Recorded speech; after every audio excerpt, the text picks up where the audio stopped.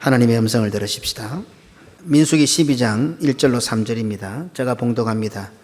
모세가 구스 여자를 취하였더니 그 구스 여자를 취하였으므로 미리암과 아론이 모세를 비방하니라. 그들이 이르되 여호와께서 모세와만 말씀하셨느냐 우리와도 말씀하지 아니하셨느냐 하매 여호와께서 이 말을 들으셨더라. 이 사람 모세는 온유함이 지면의 모든 사람보다 더하더라. 아멘. 오늘 읽은 본문은 3절입니다. 짧은 본문이지만 많은 것을 함축한 내용입니다. 미리암과 아론이 모세를 비방하는 말을 여호와께서 들으셨습니다. 그리고 비방을 받은 모세는 온유함이 지면의 모든 사람보다 더하다고 하는 내용이 오늘 읽은 본문입니다. 어떻습니까? 제가 정리만 하니까 뭔가 좀 있을 것 같지요? 미리암과 아론이 모세를 비방했다. 미리암과 아론이 모세를 비방하는 것을 여호와께서 들으셨다. 비방을 받은 모세는 온유함이 대단한 사람이었다. 성경이 딱 그렇게 세 줄로 말씀을 하고 있습니다. 무소부재하시고 모르시는 것이 없으신 하나님이신데 성경이 여호와께서 이 말을 미리암과 아론이 모세를 비방하는 말을 들으셨더라라고 기록하고 있다면 미리암과 아론이 어떤 의도를 가지고 모세를 비방했는데 여호와 하나님께 딱 걸렸다는 뜻이 됩니다. 어쩌면 미리암과 아론이 하는 그 비방이 무슨 뜻인지 다른 사람들은 모를 수 있는데 여호와께서 들으셨더라. 무슨 말입니까? 여호와는 알고 계시더라. 여호와께 딱 걸렸다. 이런 뜻이 되겠습니다. 미리암과 아론이 모세를 비방하는 것에는 무엇인지 모르지만 숨겨진 비밀이 있는데 어느 누구도 미리암과 아론의 의도를 문제되지 못하고 있었지만 하나님께서는 다 아시고 있다고 성경은 밝히고 있습니다. 하나님이 굳이 이것만 들으시겠습니까? 다 들으시는데요. 그런데 왜 성경이 여호와께서 이 말을 들으셨더라 이렇게 성경은 기록하고 있겠습니까? 그리고는 성경은 생뚱맞게 모세의 온유함에 대해서 말씀을 합니다. 모세는 온유함이 지면의 모든 사람보다 더하다고 말씀하고 있습니다. 이 뭐 또 연결이 됩니까? 우리가 쉽게 읽고 넘어가는 구절이었고 많이 접했지 않습니까? 모세의 누나 미리암과 형 아론이 모세를 비방했습니다.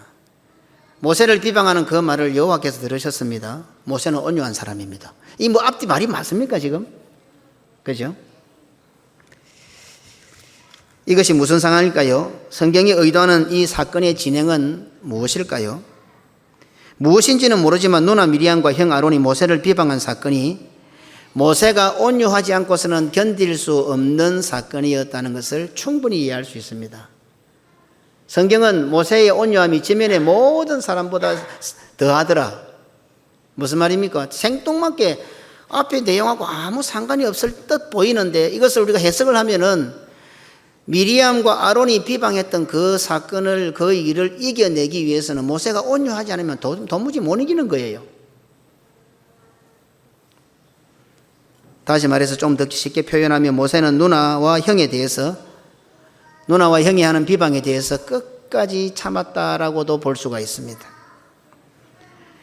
그럼 먼저 미리암과 아론이 모세를 비방하는 시점을 한번 살펴보십시다. 바로 11장 앞장에서 모세는 목숨을 걸고 이스라엘 백성들을 하나님의 심판으로부터 살려냅니다.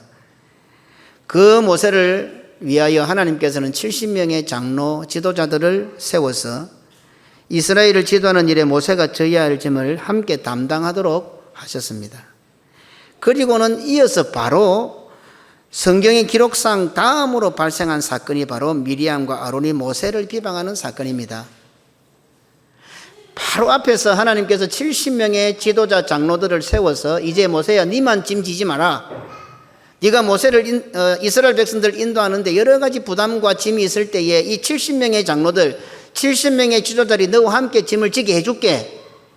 요 사건이 딱 마치자마자 오늘 미리암과 아론의 비방 사건이 딱 터진 겁니다. 자, 그러면 제가 질문을 던집니다. 미리암과 아론은 모세에 대한 비방을 누구에게 했겠습니까? 그냥 읽고 잘 지나가죠, 그죠?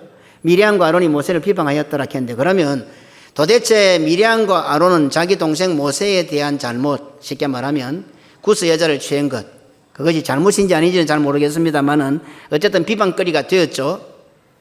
그 비방을 누구에게 했을 것 같아요? 구스 여자를 취한 모세에 대해서 미리암과 아론은 누구에게 가서 비방을 했을 것 같습니까? 오늘 이 질문입니다. 한번 이것도 한번 해서 한번 우리 생각을 집중시켜 보시길 바랍니다. 만약 동생 모세에게 허점과 잘못과 부족한 부분이 있어서 누나로서 형으로서 모세를 찾아가 이야기를 했다면 그것은 비방이 아닙니다. 그것은 충고요 충실한 충신들이 할 수 있는 멋진 행동입니다. 그런데 미리암과 아론은 모세를 비방했다고 성경이 기록하고 있습니다. 그리고 이어서 성경은 여호와께서 그 말을 들으셨다라고 기록하고 있습니다. 이러한 성경의 앞뒤 문맥을 살펴볼 때에 1차적으로 미리암과 아론이 모세의 짐을 함께 담당하라고 하나님께서 세워주신 70명의 지도자 장로들에게 가서 비방했을 가능성이 많습니다. 성경의 문맥상 그렇습니다. 이전에는 70명의 장로와 지도자가 없었습니다. 그런데 70명의 장로와 지도자들이 각 집안이나 부족의 대표들쯤 되겠지요. 그런 분들이 세워졌습니다.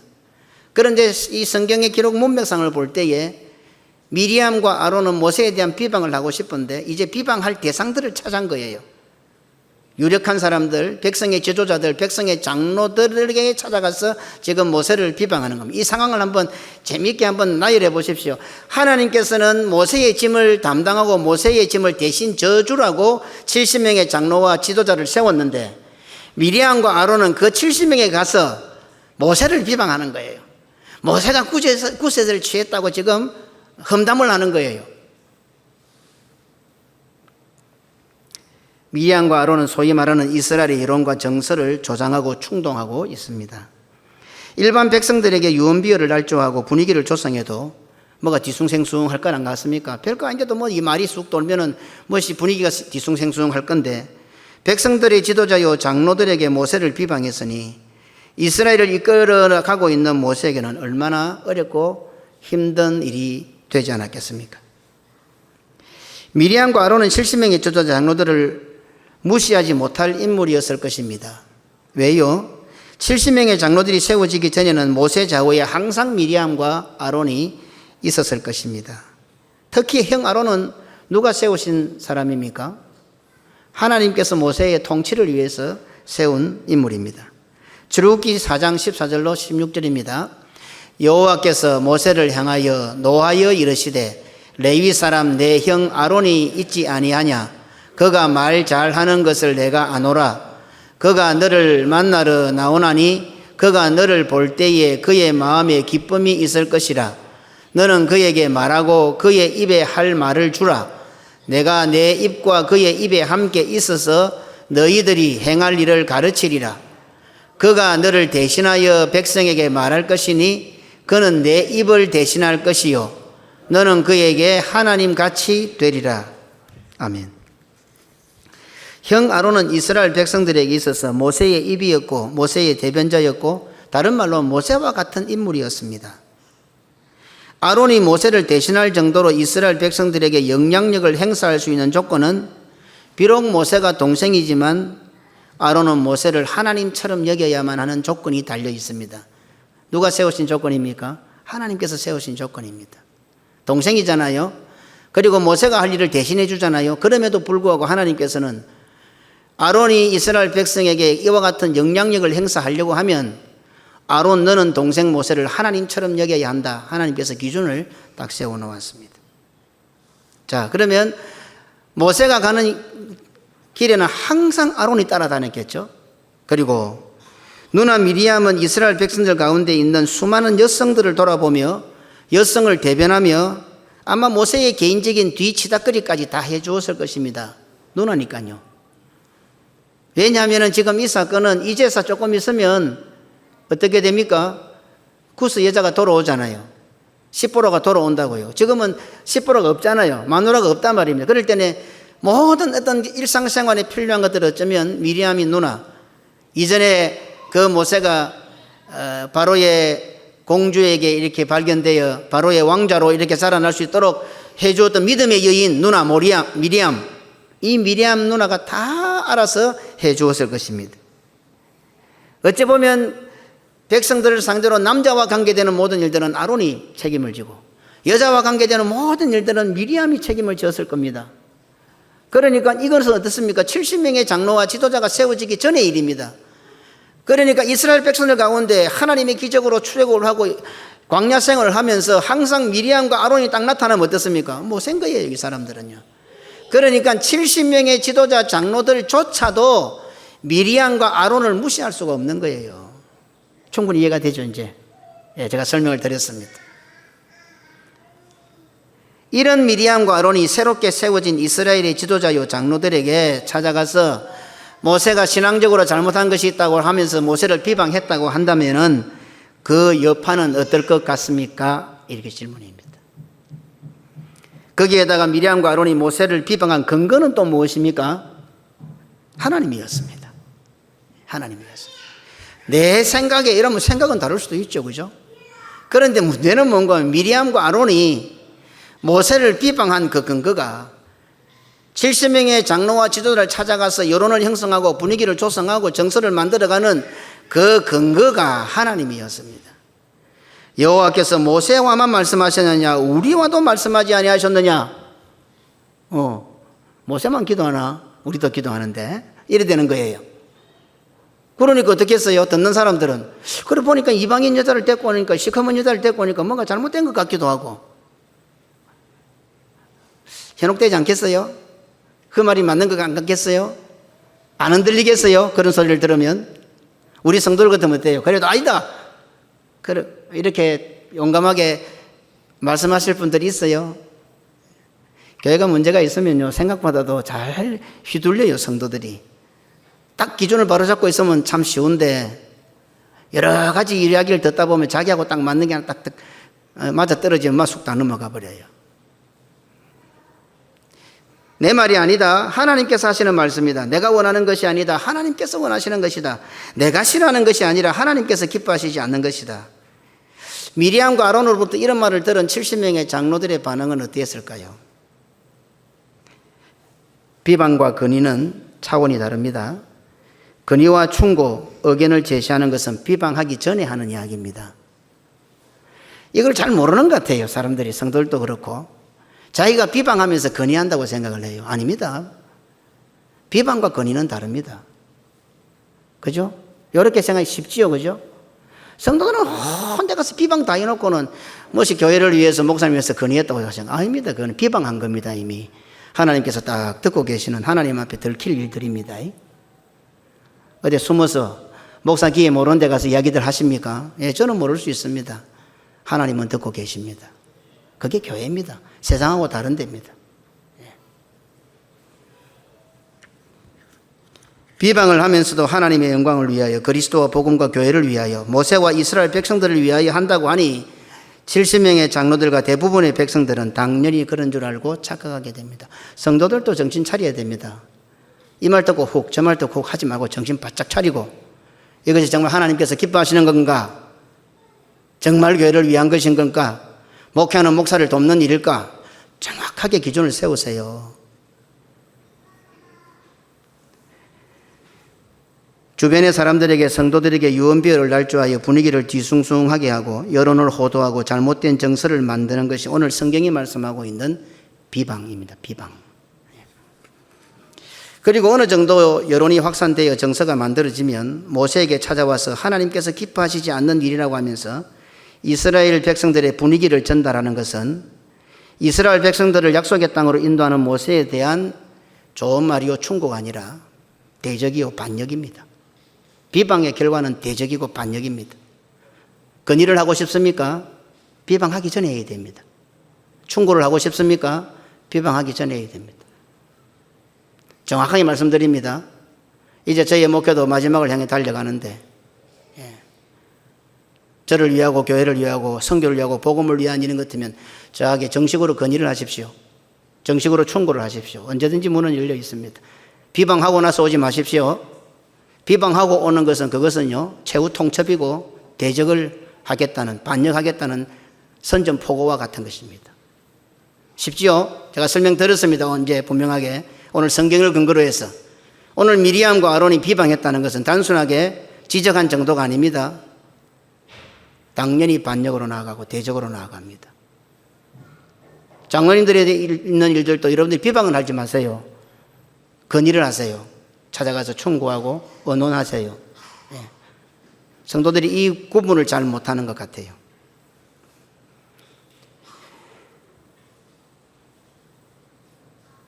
교회 안에서의 비방은 항상 하나님의 이름을 빙자합니다. 여호와께서 모세와만 말씀하셨느냐 우리와도 말씀하지 아니하셨느냐 하며, 이렇다 보니 어떻게 됩니까? 비방하는 자는 자기도 모르는 사이에 자기 최면에 걸려듭니다. 미리암과 아론은 나도 기도하는데, 사실은 그 레위 집안이 어떤 집안입니까? 그 모세와 아론의 부모들이 어떤 부모입니까? 그 애굽 땅에 있으면서도 믿음을 지켰던 훌륭한 부모, 믿음의 부모들 아닙니까? 그리고 모세의 실제 형이고 모세의 실제 누나지 않습니까? 얼마나 신앙생활에 아름다운 모습이 갖춰져 있겠습니까? 그러니 자기 스스로도 어떻게 해요? 자기 스스로도 그래, 모세님은 하나님하고 이야기하나 나도 하나님과 이야기를 하는데, 자기도 모르게 자꾸 이런 말을 하다 보면, 처음에는 아닌데 싶다가 자꾸 하다 보면 체면에 걸려드는 거예요. 사실은 자기 체면이 아니라 사탄이 거는 체면입니다. 모세를 비방하는 자신이 그리스도와 복음과 교회를 위하는 줄로 착각을 합니다. 모세를 비방하는 자신이 무슨 대단한 희생을 하고 십자가 진 것으로 착각을 합니다. 결국에는 자신만이 그리스도와 복음과 교회를 위하는 줄로 착각을 합니다. 지금 출애굽의 사건, 약속의 땅으로 인도하는 것은 하나님께서 모세에게 맡기신 것이지 미리암과 아론에게 맡기신 것이 아닙니다. 그런데도 불구하고 착각을 하는 거죠. 미리암과 아론은 다른 사람의 말을 듣지 않습니다. 아니, 다른 사람의 말이 들리지 않습니다. 아마 모세가 가만히 있었겠어요. 예. 자기와의 생각이 다른 것은 무조건 틀렸다고 여깁니다. 서기관과 바리새인은 예수님께서 하시는 말씀도 그들의 귀에 들리지 않았습니다. 왜요? 하나님의 영광을 위해서. 참 이런 거 보면 너무 안타까워요. 사실은 전에는 왜 그랬을까 했는데 참 불쌍한 거예요. 요즘 이제 조금 환갑을 지나고 성경을 들여다보니까 좀 각도가 조금 달라지는 거예요. 전에는 서기관과 바리새인 이 나쁜 놈 새끼들, 독사의 새끼들, 회칠한 무덤 같은 놈들인데 참 한쪽 구석으로 불쌍한 거예요.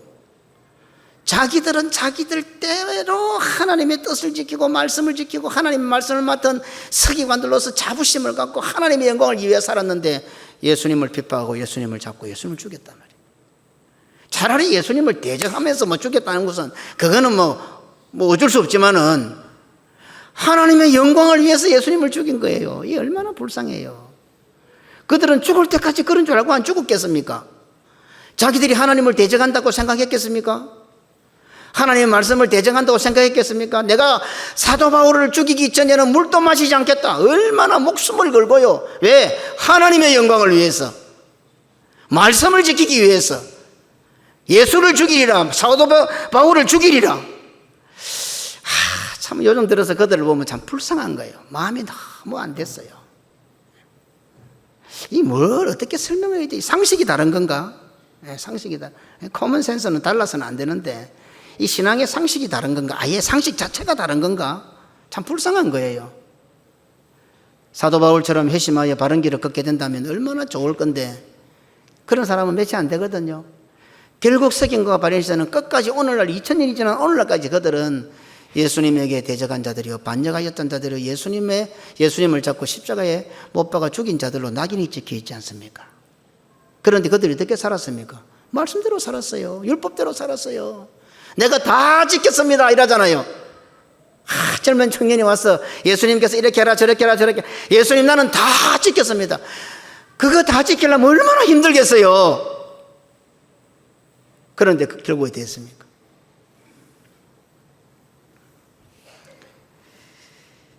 하나님을 향한 원망은 섞여 사는 다른 인종, 섞여 사는 다른 인종 할 때는 잘못된 신앙을 뜻하는 거겠죠.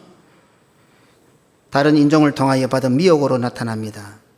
원망은요 생물 같아서 발전되고 전이가 됩니다. 원망은 바이러스와 같이 변종이 만들어지고 확산이 되고 더 강력해집니다. 이스라엘 백성들은 하나님을 원망합니다. 그리고 모세를 원망합니다. 그리고 모세와 아론을 원망합니다. 믿음은 비방으로 확산되고 여론과 정서를 장악합니다. 모세를 향한 비방은 모세를 도우라고 세움받은 자들이 하나님으로부터 받은 본연의 사명을 망각하고 오히려 모세에게 짐을 더 무겁게 하는 결과로 발전하고 있습니다. 원망은 반드시 비방으로 발전하고 그 다음은 대적으로 반역으로 나아가게 합니다. 미리암과 아론의 비방은 문둥병에 걸리는 하나님의 심판으로 일단락 되었습니다. 하지만 그 시와 잔재는 곰팡이와 바이러스처럼 숨어 있다가 어느 순간에 때가 되어 반역으로 고개를 설머가머니 내밉니다. 12장에서 이 사건은 미리암이 문둥이가 되고 모세가 기도해서 고침받는 것으로 일단락되는 것 같은데 16장에 가서는 이 씨가 자라서 이 곰팡이가 확산이 되어서 본격적인 반역의 마각을 드러내게 됩니다. 민수기 16장에 와서 그 유명한 고라와 다단과 아비람과 온의 반역이 등장을 합니다. 민수기 16장 1절로 3절입니다. 레위의 정손 고앗의 손자. 자 보세요. 레위잖아요. 다른 사람도 레위라. 레위 지파 레위의 정손 고앗. 고앗이 누굽니까? 하나님의 언약궤를 어겨매고 하는 고앗 레위 지파 중에도 아주 하나님께 특별히 세운 자손들이에요. 다시 합시다. 레위의 정손 고앗의 손자 이스라엘의 아들 고라, 르우벤의 자손 장자죠. 르우벤의 자손 엘리압의 아들 다단과 아비람과 벨렛의 아들 온이 당을 짓고 이스라엘 자손 총회에서 택함을 받은 자 곧 회중 가운데서 이름 있는 지휘관 250명과 함께 일어나서 모세를 거스르느니라. 그들이 모여서 모세와 아론을 거슬러 그들에게 이르되 너희가 분수에 지나도다. 회중이 다 각각 거룩하고 여호와께서도 그들 중에 계시거늘 너희가 어찌하여 여호와의 총회 위에 스스로 높이느냐. 분위기가 만들어지고 여론을 형성하고 정서를 결집하여 당을 짓습니다. 힘이 모여지면 이제 본격적으로 모세와 아론을 거스릅니다. 그 근거도 무엇이었습니까? 하나님이었습니다. 여호와께서 그들 중에 계시거늘 너희가 어찌하여 여호와의 총회 위에 스스로 높이느냐. 약 350년 전에 있었던 이 패턴은 오늘날 교회 안에서도 똑같이 나타납니다. 똑같이 나타납니다. 아마 주님 오실 때까지 나타날 겁니다. 왜요? 사탄이 하는 방법이니까. 사탄이 하는 방법이니까 똑같이 나타나는데 이렇게 똑같이 나타나는데 매일 그때마다 속아. 성도들이 정신만 좀 차리면 안 속을 건데, 그놈은, 그래서 판이 안으로 꺾고 그놈의 정 때문에 오늘 제가 이념이 신앙을 앓습니다 그랬죠.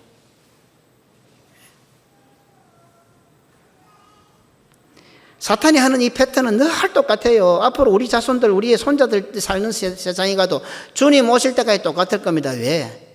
사탄이 하는 일이니까. 특이한 것은 이 고라와 다단과 아비람과 온의 반역의 이 문제를 누가 나서서 해결하는 줄 압니까? 참 특이한 것은 이번에는 아론이 나타납니다. 아론이 나타나서 마지막까지 이 일을 다 수습합니다. 민수기 16장 49절 50절입니다. 고라의 일로 죽은 자 외에 연병에 죽은 자가 14,700명이었더라. 연병이 그침에 아론이 회막문 모세에게로 돌아오니라. 아론이 가서 다 뒷수습을 하는 거예요. 좀 특이하죠, 그죠? 예. 이 일 후에 아론의 제사장 직분이 구체화가 됩니다. 참 하나님도 재밌는 분이에요. 예?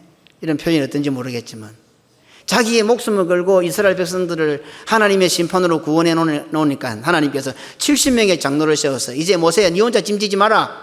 70명의 지도자들 70명의 장로들이 너와 같이 짐을 지게 될 것이다. 턱 세워주시고는 오늘 이게 우리가 잘 알고 있는 이 고라와 다단과 아비람과 온의 반역 사건을 수습한 아론이 일을 딱 끝내고 나오니까 하나님께서 그 뒤에 뭐 쭉 나옵니까? 17장부터 제사장 지게 돼서 쫙 나옵니다. 하나님께서 아론이 그 일을 수습한 것을 보시고 이제 아론을 제사장의 반열에 제사장의 직책에 직분에서 쭉 정리를 해주시는 장면을 보게 됩니다. 하나 더 재밌는 것은요. 이렇게 제사장 직분에서 하나님께서 쭉 정해 주셔놓고 나니까 무슨 일이 벌어집니까? 미리암이 죽습니다. 그러니까 성경은 참 재미가 있어요. 이게요, 그냥 막연한 이야기가 아니고 우리 일상생활에서 일어나는 교회 생활인 거예요.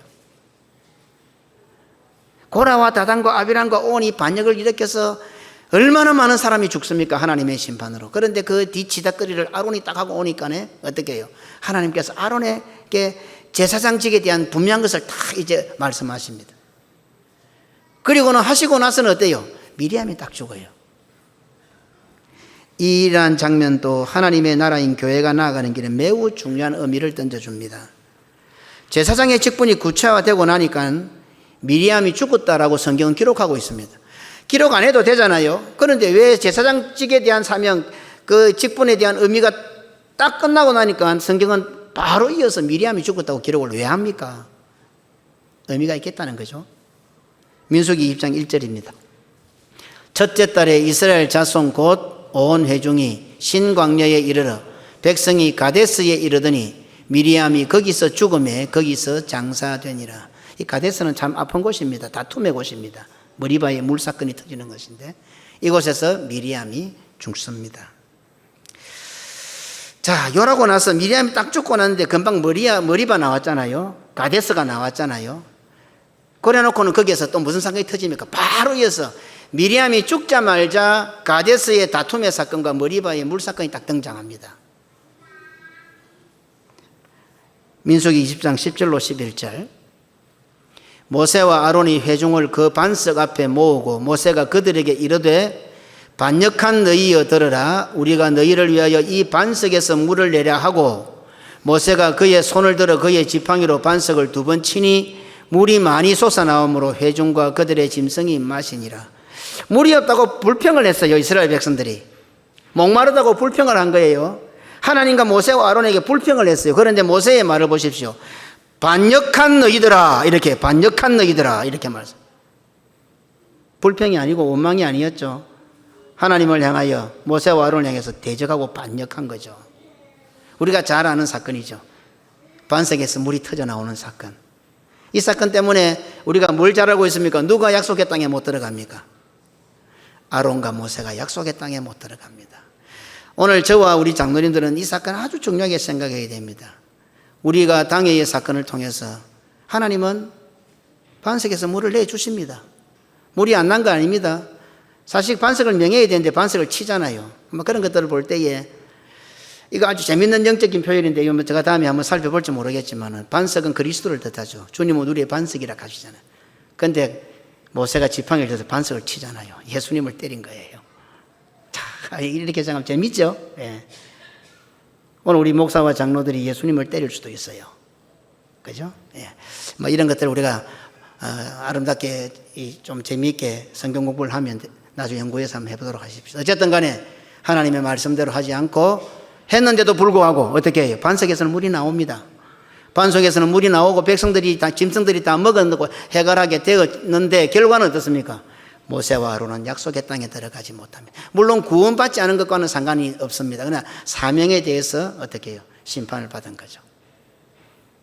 나중에 제가 노보산에 올라가서 하나님께서 모세의 눈을 열어서 그 이스라엘 백성들이 살고 있는 것을 저 애국 끝에서부터 저 북방 헐몬산 끝까지 하나님께서 모세의 눈을 열어서 한번 보여주시잖아요. 얼마나 가고 싶었겠어요, 모세도. 그런데 이 사건 때문에 모세도 못 들어갑니다. 하나님 무섭습니다. 당회원들 진짜 무섭게 살아야 됩니다. 조심하고 살아야 되지. 막 그냥 생각나는 대로 말하고 자기 좋은 대로 하고 그러면 안 돼요. 역사는 일어나요. 오늘 당회가 결정해서 세례를 주면 하늘에서도 풀리고 하늘에서도 매이고 이런 역사들을 구원의 역사를 이루어가요. 오늘 모세가 얼마나 화가 났겠어요. 이 반역한 놈들아. 열이 받칠 수 있지. 그러니까 막 그냥 명하면 되는데 지팡이를 들고 2번을 때려버리니까 물은 났는데 이 사건 때문에 모세와 아론은 약속의 땅에 들어가지 못합니다. 우리의 판단과 하나님의 판단은 다를 수가 있습니다. 민수기 20장 12절입니다. 여호와께서 모세와 아론에게 이르시되 너희가 나를 믿지 아니하고 이스라엘 자손의 목전에서 내 거룩함을 나타내지 아니한 고로 너희는 이 회중을 내게 그들에게 준 땅으로 인도하여 드리지 못하리라 하시니라. 하나님께서 아론과 모세에게 약속의 땅으로 가도록 사명을 주셨는데 사명을 거두어 가셔버린 거죠. 그 목전에서, 눈앞에서. 약속의 땅 바로 눈앞에서. 물론 아론을 먼저 데리고 가십니다. 아론을 먼저 데려가시고 나중에 어떻게 됩니까? 아론의 겉옷을 벗겨서 그 아들에게 다시 입히는 이런 아론의 죽음의 장면도 한 번에 살펴보면 참 재미가 있습니다. 어쨌든 이 사건 때문에 모세와 아론은 약속의 땅으로 들어가지 못합니다. 더 안타까운 것은 무엇입니까? 모세와 아론을 향해서 하나님께서는 뭐라고 하십니까? 너희들이 나를 믿지 못했다 이렇게 말씀합니다. 그 상황이 참 재미가 있습니다. 못 믿으면 반석 치겠어요? 물이 날 걸 믿었기 때문에 반석 쳤는데도 불구하고 하나님은 너희들이 나를 믿지 못했다 이렇게 말씀합니다. 그러다가 뭐라고 하십니까? 한 걸음 더 나아가서 모세와 아론에게 너희들은 내 말을 거역했다 이렇게 말씀합니다. 참 무섭습니다. 백성들에게 되는 잣대와 오늘 목사와 장로들에게 되는 하나님의 잣대는 조금 다른 것 같아요. 아주 무섭게 다가옵니다. 목사와 장로들, 특별히 집사와 권사들, 하나님 앞에 책임을 맡고 세움을 받은 자들 잘 생각하세요. 일반 성도들에게 적용하는 그 적용과 오늘 하나님 앞에 세움 받은 자들에게 되는 하나님의 기준은 좀 다른 것 같아요. 아주 무서운 것 같아요.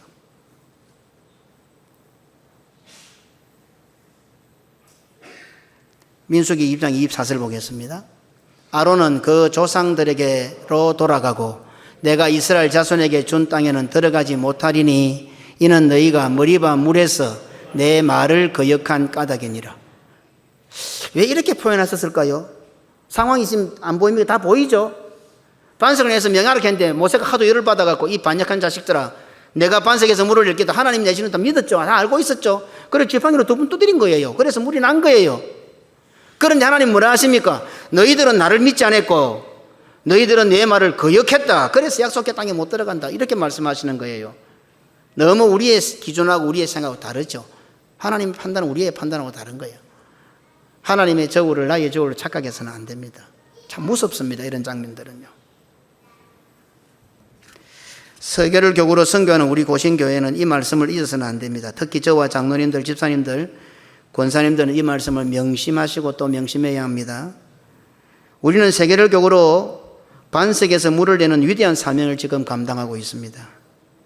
반석에서 물을 내었는데도 불구하고 하나님께서는 우리들을 보고 너희는 하나님 말씀을 믿지 않았다. 너희는 하나님의 말씀, 하나님이 나를 거역했다라고 하나님께서 평할 수도 있다는 사실입니다. 우리가 선교하는 현장에 반석에서 물이 나고 있는데도 불구하고 하나님은 오히려 우리 보고 너희는 내 말을 믿지 나를 믿지 않았고 내 말을 거역했다 이렇게 하나님께서 평가하실 수 있다는 거예요. 반석에서 물을 내었는데도 불구하고 모세와 아론처럼 약속의 땅으로 들어가지 못할 수도 있습니다. 그러니 특히 저와 장로님들, 집사님들, 권사님들은 매우 조심하고 두려워해야 합니다. 기분의 문제, 감정의 문제가 아닙니다. 그냥 세상살이의 인간관계의 문제가 아닙니다. 내가 아는 것처럼 우리가 아는 것처럼 착각해서는 안 됩니다. 마치 내 자신이 물을 내는 것처럼 반석을 두들기는 것은 결국에는 하나님을 믿지 않은 것이 되고 하나님의 말씀을 거역하는 것이 된다는 사실이었습니다. 반석에 물이 나는 기적이잖아요. 오늘 우리 당회원들이 선교하면서 반석에서 물을 내니까 기적이잖아요. 그런데 어떻게 해요? 조금이라도 자신의 것이 가미가 딱 되는 순간에 하나님의 평가는 어떻습니까? 너희가 나를 믿지 않았다. 너희가 내 말을 거역했다. 이렇게 반석에서 물이 나고 있는데 이렇게 볼 때 오늘날 교회 안에서 영적으로 문둥병에 걸리고 주어진 직분에 따라 사명을 감당함에 있어서 하나님을 믿지 못하고 하나님 말씀을 거역하여 약속의 땅에 들어가는 사명을 하나님으로부터 박탈당하는 자들은 목사와 장로들일 가능성이 많다는 것을 오늘 성경은 우리들에게 경고하고 있습니다.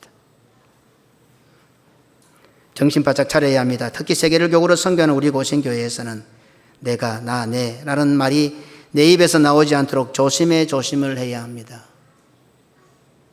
세계를 교구로 반석에서 물을 내고 있는 우리 고신교회의 목사인 저와 장로님들은 반석에서 물을 내고서도 하나님을 믿지 않았다고, 하나님의 말씀을 거역했다고, 그래서 약속의 땅에 들어가지 못한다고 약속의 땅에 드리는 사명을 거두어 가시는 안타까운 일을 만날 수 있다는 사실을 알고 발생하지 않도록 조심해야 합니다.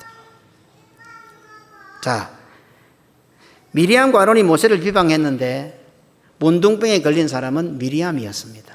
안 이상합니까 혹시? 이 성경 읽으면서 이상하다 생각해 보신 분 한 분도 없습니까? 왜 미리암과 아론이 모세를 비방했는데 왜 미리암만 문둥병에 걸렸을까요? 더 쉽게 풀어볼까요? 더 쉽게, 이해하기 쉽게. 목사가 말을 너무 쉽게 풀어주는데도 다 듣는 사람은 자기식으로 듣는 것 같아요. 아주 쉽게 풀어볼게요. 오늘날 교회로 들어와서 목사와 장로가 둘이 같이, 장로와 권사가 둘이 같이 목사를 비방했어요. 그런데 문둥병에는 권사만 들렸어요. 여로서 쉽게 말하면 아주 이해하기 좋게 제가 풀어본 거예요. 장로와 권사가 목사를 딱 비방했는데 문둥병에는 권사만 딱 걸린 거예요. 미리암만 문둥병에 걸렸다는 사실은 시사하는 바가 매우 크고 중요합니다. 여자의 사명이 돕는 것과 살리는 것에 창세기 2장 18절의 말씀과 맞물려 있습니다. 그죠? 오늘날 교회는 미리암입니다. 예수 그리스도의 신부인 교회의 사명은 남편 되신 예수 그리스도의 구원 역사를 돕는 베필로스의 사명입니다. 자신의 사명을 돕는 것이 아니라 주도하는 것으로 망각할 때에 문둥병에 걸립니다. 이 부분에 대해서는 다음 시간에 아주 디테일하게 제가 한번 설명을 해드릴게요. 아주 디테일하게. 장로와 권사가 비방을 했는데 왜 권사만 문둥병에 걸리지? 왜 아론과 미리암이 같이 모세를 비방했는데 미리암만 문둥병에 걸렸을까요? 제가 이 사건을 아주 디테일하게 다음 시간에 설명을 해드리겠습니다. 재밌죠? 예, 재밌습니다. 그러나 이게 단순하게 인간적인 개념이 아니고 창세기에 나타나는 여자의 그 사명, 돕는 배필의 사명, 여자를 창조하신 하나님의 목적과 다 맞물려 있고 오늘 그 사명이 오늘 그리스도의 신부된 교회로 완성이 되고 또 그것을 내다보는 것까지 다 연결되기 때문에 오늘 이런 사건들이 성경에 기록되어 있는 거예요. 한 주간 한번 생각해 보시기 바랍니다. 왜 하나님께서는 아론과 미리암이 똑같이 모세를 비방했는데 미리암만 문둥병에 걸리게 했을까? 이런 거 나오면 잘 모르면 일단적으로 오늘 어떻게 생각해야 됩니까? 아론보다는 미리암이 또 좀 더 잘못했는 것 같다. 요래 일단 생각을 해놓고 왜 하나님이 그렇게 하셨으니까. 그리고 이제 풀어가 보자 말입니다. 자, 오늘 읽었던 3절에 나오는 간단한 말씀. 미리암과 아론이 모세를 비방했다. 미리암과 아론이 모세를 비방하는 것을 여호와께서 들으셨다. 모세의 온유하면 지면의 모든 사람보다 성하더라. 결론을 내볼게요. 오늘 우리들은 하나님의 백성이라고 말하는 우리들은 그리스도인이라는 이름을 가지고 예수 사람이라고 그렇게 정표를 가지고 살아가는 우리들은 시도 때도 없이 그리스도를 비방하고 삽니다. 물론 목사요, 장로요, 집사요, 권사이기 때문에 내놓고는 말을 못하지만은 구석구석에 시간 만나면 가서 좋은 이야기보다는 안 좋은 이야기를 하고 원망과 비방의 소리를 잘 합니다. 그리고 남에게는 말 못해도 속으로 꽁 하고 자기 마음속에 있는 말도 어떻습니까? 하나님께서는 그 말을 들으셨더라 이렇게 말씀합니다. 그죠? 우리가 가족이나 혹은 구역이나 기관이나 오늘 예배 마치고 식사하고 난 후에 커피 마시면서 구석구석에서 남들이 들어서는 안 되는 이야기를 하는 분들도 있겠지만 그런 말 안 하는 분들도 있어요. 그러나 자기 속으로 하는 말이 있잖아요. 하나님은 그 말도 오늘 성경은 들으셨더라. 하나님이 들으셨더라 하고 있는 거예요. 그런데 그 다음에 나오는 말씀이 너무 재밌고 생뚱맞은 거예요. 예수 그리스도의 온유하면 모든 사람보다 더하더라. 예수님이 온유하시니까 우리가 살아있는 거예요. 네. 오늘 결론이에요. 이 말씀의 결론이에요. 우리의 모습이고요. 우리는 이 짓을 하고 있는 거예요. 하나님이 들으시고 심판하시려고 하니까 우리 예수님의 온유함으로 우리가 살아나는 거예요. 마태복음 11장 29절입니다. 나는 마음이 온유하고 겸손하니 나의 멍에를 메고 내게 배우라. 그리하면 너희 마음이 쉼을 얻으리니. 산말틴 명의 장로교회 헌당식과 마닐라 잠발레스 지역 교회 탐방 및 일로일로 지역 교회 연합집회를 은혜 가운데 잘 마쳤습니다. 이번 선교 여행으로 확인한 것은 교회들이 제법 알이 찼다는 것입니다. 하루아침에 되는 것이 아니구나. 시간이 좀 걸리지만 그것도 한 10년은 기다려줘야 되는구나. 그리고 일룰로 교회들이 더 마닐라 쪽 교회보다 잘하는 이유가 씨를 뿌린 지가 오래됐습니다. 정창년 목사님 때부터 뿌렸으니까. 우리는 어떻게 그보다 뒤에 이제 새로 제가 한국에 오서 잠발레스하고 마닐라에 교회를 새롭게 세운 것이기 때문에 시간이 하나님의 때가 있고 시간이 필요한 것이구나. 아무리 내 자식이 보고 빨리 크면 좋겠다 싶어서 박상기계에 넣어가 펑 터준다고 아가 커지는 게 아니고 세월이 가야 크는 것처럼. 처음에 만났을 때 저에 대해서 아주 막 표독스럽게 당신 정말 약속 지킬 수 있어? 이렇게 저보고 묻는 그 목사님을 이번에 식사 기도를 시켰어요. 저한테 얼마나 공손하게 땡큐 파스tor, 땡큐 레브렌트 기도를 시키니까 얼마나 진심을 다해서 기도하는지 참 그런 모습을 보면서 하나님께서 하시는구나. 우리가 하는 일이 아니구나. 그리고 그 제일 멀리 있는 교회인데도 불구하고 자기 교인들을 전부 유니폼을 입혀갖고 데리고 왔더라고. 특송하려고. 특송. 나 이 동영상 찍어놓은 것도 있어요. 건강하고 활기 있고 안정된 모습들을 하고 있다. 그래서 이제 참 하나님 앞에 우리 함께 가신 분들이 감사했습니다. 그런데 이번 여행 중에서 가장 제가 크게 느낀 게 뭔가 하면 사실은 제일 마지막 날 그 일로 내려가기 전에 헌당식 마치고 수요일 오후에 그 샬롬 교회를 갔었는데 샬롬 교회 가서 인사말을 하는데 뭔 생각이 딱 드는 거예요. 그때 샬롬 교회가 어떤 거면은 그 시궁창 위에다가 나무를 박아가지고 집을 지가 위에 사는 그런 동네였거든요. 제가 어디 가도 선교지 가면 길을 잘 안 잊어보는데 드디어 길을 잃어버렸습니다. 이제 저도 때가 다 돼가는가. 제가 길을 잃었어요. 그만큼 샬롬 교회가 조금 달라진 거예요. 동네가 아예 다 달라져 버린 거예요. 그래서 제가 조금 길을 잃어버렸어. 이번에 아무리 복잡해도 찾아가는데 선교지 가면은. 그래서 그때 그 시궁창 위에 이 나무를 꼽아가지고 위에 집을 짓고 그 가는 복도들도 나무로 다 만들어서 늘 시궁창물이 올라와가지고 미끄럽고 자칫 잘못하면 떨어지고 하는 그런 곳이 바로 샬롬 교회였는데 오늘 그 이야기를 그때 찾아 들어가니까 그 웬시 파수들하고 그 사모님하고 그 자기 사택에서 성도들 한 24명 앉혀놓고 예배 드리고 있더라고요. 그러면서 그것에 지원하고 교회를 지은 지 딱 10년이 됐는 걸 알고 보니까네. 제가 그런 이야기를 쭉쭉 하는데 뭐가 뒤에서 툭 던지는 생각이 나는 거예요. 제가 선교 생활 한 30년 하면서 나중에 마지막에 이렇게 이제 다 끝나고 서로 인사하고 사진 찍자 이러니까네. 우리 유치부 아이들이 막 저한테 달려오는 거예요. 유치부 아이들이 초등학생도 아니고 중학생도 아니고 유치부 아이들이 저한테 막 달려와가지고 막 저를 만지는 거예요.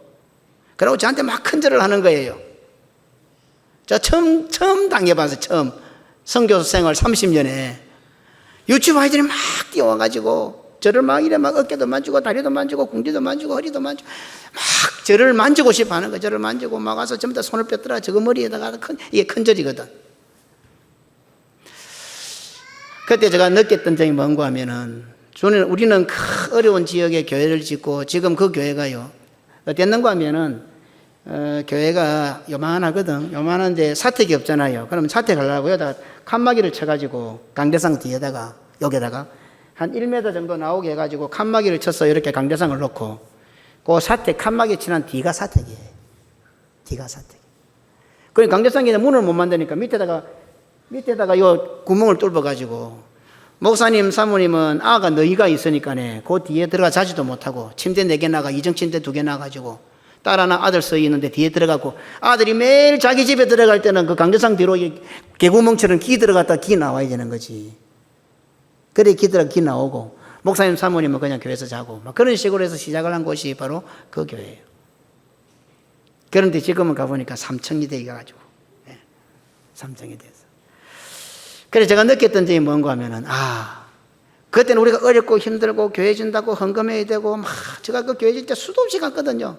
그 냄새 나는데 제가 얼마나 지금은 좀 덜하지 몰라도 우리 권사님들 제 입잘다는 거 다 알잖아요. 그 더럽고 냄새 나고 막 똥이 둥둥 떠 있고 막 이런 데 가서 그러니까 그 교회도 이렇게 한 1.5m 높이가 교회를 지었어. 밑에 막 시궁창이 있으니까네.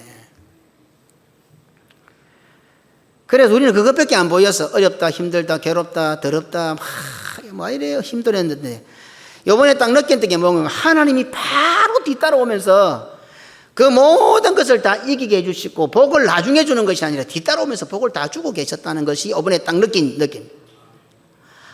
그렇구나. 내가 어렵고 힘들고 괴로움을 당하고 고통당해서 우리는 그것밖에 안 보여서 그래서 힘들고 그래서 원망하고 그래서 불평할 때도 있었지만은 그러나 복음을 위해서 내가 믿음과 신앙대로 살아올 때에 훗날에 10년 후에 20년 30년가 아니라 하나님은 따라오시면서 우리의 수고를 보시고 그 어려움을 이기게 해주시고 그것에 대한 복을 주고 계셨구나. 그리 안 하셨으면 어떻게 그 아이들이 저한테 와서 그렇게 하겠어요.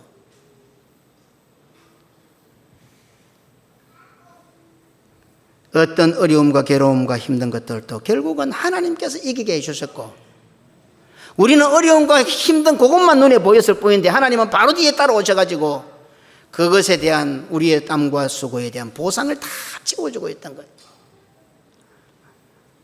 그래서 제가 아이들이 제가 뭐 영어 뭐 표현이 짧고 막 했는데 너희들도 나중에 자라서 리틀 김경은이가 꼭 너희들 지금 리틀 김경은이다 앞으로 꼭 그래 돼야 된다 막 그래 하면서 이제 아이들의 격려도 하고 용기도 주고 이랬는데 그러니 어떻습니까? 선교를 하면 할수록 하나님의 은혜라는 것을 깨닫게 됩니다. 선교를 위해서 어렵고 힘들고 괴롭고 고통스럽고 아프고 위험하면 할수록 하나님께서는 더 바짝 따라오시면서 우리에게 피할 길을 주시고 이길 수 있는 힘을 주시고 용기를 주시고 이기게 하시고 그러면서 별것 아닌 수고였는데 하나님의 미랄밖에 안 되는데 하나님께서는 바로 그 뒤에다가 100배의 축복을 주고 따라오고 계셨던 거예요. 이번 선교 여행은 제가 그와 같은 것을 느꼈습니다. 그러니 우리가 선교를 하면 할수록 하나님의 거룩함을 드러낼 수밖에 없고 하나님의 살아계심을 드러낼 수밖에 없고 하나님께서 하셨음을 고백할 수밖에 없고 우리가 한 것에 대해서는 우리 다음 세대에 정창영 목사님은 지금 어떻게 돌아가는지도 모르는 거지만은 그것에 대해서 우리가 간증을 하고 있는 것처럼 오늘 우리가 수고하고 하는 이유는 우리는 그것으로 끝내야지 거기에 조금이라도 내라는 것이 개입이 되면은 하나님께서는 어떻게 해요? 오늘 모세와 아론에게 말씀하신 것처럼 그렇게 말씀하실 것이다. 우리 다음 대에 우리는 우리의 다음 세대를 위해서 길갈이 기념비가 되고 우리는 127살에 죽어야 되는 거라. 이삭이 결혼하는 걸 못 보고 죽어야 되는 거지. 그것은 하나님께서 사라를 보호하시는 방법이었어요. 이번 선교 여행을 하면서 참 이런 부분들을 많이 깨닫게 하셨어요. 그렇구나. 하나님께서 그게 바로 사라를 보호하시는 방법이었구나. 사라가 이삭 결혼하고 며느리 보고 얼마든지 뭐 자기 할 말 안 있겠어요. 그만큼 수고했는데 참 이런 말씀 하나들이 오늘 우리가 어떻게 신앙생활을 해야 될 것인가를 보여주는 중요한 지침이 되는구나 하는 것을 깨닫게 됩니다. 오늘 신앙생활을 하면서 믿음으로 사는데 어렵고 힘드십니까? 그래서 앞으로 언젠가는 복 주실 것이라고 생각하시면 착각하지 마십시오. 바짝 하나님께서 우리 뒤를 따라오고 계십니다. 하나님께서 다 듣고 계시고 다 보고 계십니다. 믿음으로 신앙으로 살 때 하나님께서는 즉각 위험한 길을 피해가게 하시고 이길 수 있게 만들어주시고 내가 조그마한 거 수고했는데 겨자씨 하늘 만큼 수고했는데 하나님의 미랄 만큼 던졌는데 하나님은 30배 60배 100배 이미 바로 내 뒤에서 복을 주고 따라오고 계시는 것입니다. 이것을 이번에는 깨달았던 거예요. 하나님의 은혜이죠. 모든 것이 하나님의 은혜일 뿐입니다. 더 다른 게 뭐 있습니까? 오늘 고신교회로 살아가면서 고신교회 장로가 되고 집사가 되고 권사고 성도가 되어서 여러 가지 일들을 감당하고 다른 교회는 일 안 해도 되는데 이런 부분들에 대해서 믿음으로 신앙으로 산다고 해서 힘든 부분들이 있습니까? 힘들다는 그때에 꼭 기억하십시오. 바로 하나님이 바짝 따라오고 계십니다. 바짝 뒤에 딱 지켜 혹시나 건드리지 말아요. 그러면서 우리도 상상도 못하는 복을 하나님께서는 뒤따라오시면서 주고 오시는 거예요. 이번 선교 탐방 그와 같은 하나님의 역사하심의 현장들을 체험하고 바라볼 수 있는 그런 현장이었습니다. 오늘 우리가 믿음으로 살아가고 신앙으로 살아가는 것, 왜 성경은 하나님께 독특하게 여호와께서 이 말을 들으셨더라라고 기록하고 있을까요? 너무 억울해하지 마십시오. 너무 손해본다고 생각하지 마시고 하나님께서 다 듣고 계십니다. 하나님께서 다 알고 계십니다. 나쁜 말만 들으실까요? 좋은 말도 듣습니다. 그죠? 그리고 모든 것이 하나님의 은혜임을 우리 하여금 고백하게 하십니다. 이제 2023년 반년이 지나고 또 새로운 반년이 시작되었습니다. 하나님께서는 코로나를 지나고 우리 성도들을 이제 현장에 갔다 오게 만드셨습니다. 반년 동안 하나님께서 어떤 복을 주실 것인지는 모르겠지만 오늘 저를 비롯해서 우리들에게 모든 것이 하나님의 은혜였습니다 라고 고백하게 만드셨습니다. 우리의 공로는 하나도 없습니다 라고 고백해야 된다고 가르치고 계십니다. 그리고는 우리가 어떤 어려움을 당하더라도 마치 내가 당하는 것 같지만 하나님께서 다 당하게 해주시고 이기게 해주시는 거죠. 그리고 따라오시면서 힘들면 힘들수록 하나님은 더 우리와 바닥 붙어서 내 뒤를 따라오셔서 그것에 대해서 복을 주고 계신다는 사실을 깨닫게 하셨습니다. 우리 성도들 2023년 이제 반년 또 이런 걸음을 걸어가고 곳곳에 순간순간마다 어떤 일이 닥쳐도 눈앞에 보이는 그것을 가지고만 실망하지 말고 하나님께서 함께 내 뒤에 따라오시면서 훗날에 다음 세대가 아니라 바로 지금 내 뒤에 복을 주고 따라오고 있다는 것을 꼭 기억하고 체험하는 그런 복된 성도들이 다 되시기를 주님의 이름으로 축원합니다. 아멘. 하나님 아버지 감사합니다. 우리는 주를 위해서 수고하고 땀 흘리면 훗날에 언젠가는 주시겠지 이것도 좋은 믿음인 줄 알았습니다. 그런데 미련하고 우둔한 목사를 깨우치셔서 이번 선교 여행을 통해서 우리가 어렵고 힘들고 역겹고 어떤 때는 억울하고 손해보는 일들을 당했지만 그러면 그럴수록 하나님은 우리를 바짝 따라오시고 알고 보니 내가 이겨낸 줄 알았더만은 내가 위험한 순간을 지나간 줄 알았더만 하나님께서 다 피하게 하셨고 이기게 하셨고 불가능한 일도 되게 하셨고 그리고는 하나님께서 다 하셔놓고는 오히려 우리 보고 수고했다고 우리의 땀과 수고에 격려하시면서 아름다운 상급으로 보상으로 주고 채워주고 계신다는 사실을 깨닫게 하셨습니다. 하나님 아버지 우리 성도들 이 시대의 믿음으로 신앙으로 살아가는 일에 여러 가지 억울하고 힘든 일이 있습니까? 남에게 말 못하는 고민들이 있습니까? 그럴 때에 하나님께서 바짝 내기에 따라오시면서 반드시 이기게 하실 것이고 위험을 피하게 하실 것이고 불가능을 가능케 하실 것이고 하나님의 뜻을 이루게 하실 것이라는 사실을 잊지 않는 저희들 되게 하옵소서. 그리고 우리가 겨자씨 않을 만한 하늘에 미랄 만한 적은 수고를 했는데도 불구하고 하나님께서는 30배, 60배, 100배의 축복을 보상을 은혜를 주시면서 뒤따라오고 계신다는 사실을 이제 우리 성도를 잊지 않게 하시고 반년 또 그런 은혜를 가지고 믿음으로 달려가는 저희들 되게 하여 주옵소서. 어떤 어려움도 어떤 힘든 또 어떤 문제들도 우리의 갈등을 미혹을 유발하지 않게 하시고 그것 때문에 우리와 함께 하시는 주님을 더 의지하고 체험하고 하나님께서 주시는 영육간의 복을 100배 1000배로 받아 누리는 남은 반년 우리 모든 성도들 다 되게 하옵소서. 사탄이 아무리 우리 앞을 가로막는다 하더라도 말씀 위에 굳게 서서 성령의 강권하심을 따라 승리를 이루어가는 우리 고신교회 또 반년의 삶이 되도의 은혜를 더하여 주옵소서. 구주 예수님 이름으로 기도드리옵나이다. 아멘.